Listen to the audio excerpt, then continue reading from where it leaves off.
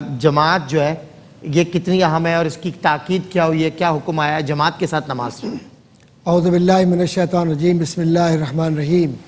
مولا صلی وسلم دائما ابدا علی حبیبک خیر الخلق کلہم یا ربی بالمصطفیٰ بلغ مقاصدنا واغفر لنا ما مضى یا واسع الکرم۔ بعد حمد و صلوات کے حضرات علماء کرام نے بہت خوبصورت پیرائے میں بہت ہی وضاحت کے ساتھ اور بڑی صراحت کے ساتھ جو نماز کے بنیادی احکامات ہیں ان کی جانب اشارہ کیا۔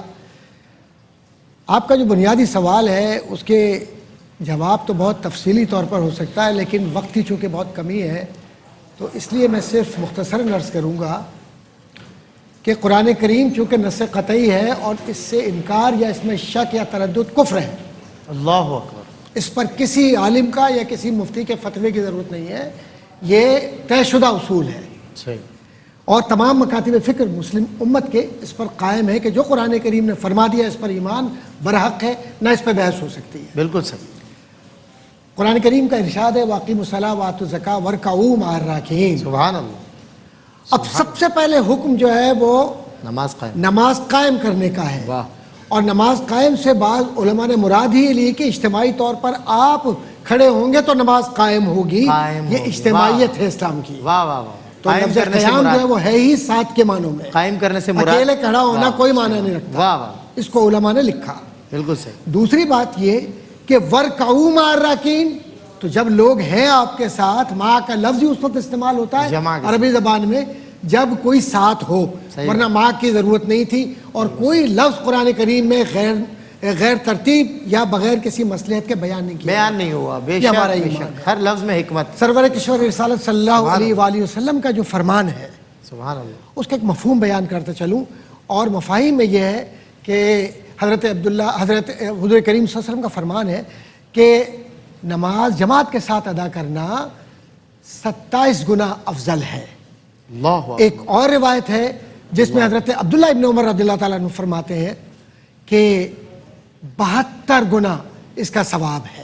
اللہ اکبر۔ عام انڈیویجول نماز، جی اچھا، جو آپ نماز آپ جا کر شامل ہو رہے ہیں جماعت میں، اس کی بات ہو رہی ہے، انڈیویجولز کی بات ہو رہی ہے، کلیکٹیوزم کی بات ہو رہی ہے، نماز میں اجتماعیت۔ اور پھر حضور کریم صلی اللہ علیہ وسلم کی ایک بخاری کی حدیث ہے جس کا مفہوم یہ ہے کہ مجھے قسم ہے اس پاک پروردگار کی کہ جس کے قبضہ قدرت میں میری جان ہے، صلی اللہ علیہ وآلہ وسلم، سبحان اللہ، کہ میں لوگوں کو لکڑیاں جمع کرنے کا حکم دوں، صحیح، اور پھر اس کے بعد امامت نماز کے قیام کا حکم دوں، امامت کا حکم دوں، یہاں تک کہ میں دیکھوں کہ کون شخص نہیں آیا اس کے گھر کو میں آگ لگا دوں۔ اللہ اکبر، اللہ اکبر، یہ مفہوم میں نے بیان کیا۔ اللہ اکبر۔ اب اس سے زیادہ حضور کی زبان، اللہ اکبر، حضور کے زبان فیض ترجمان سے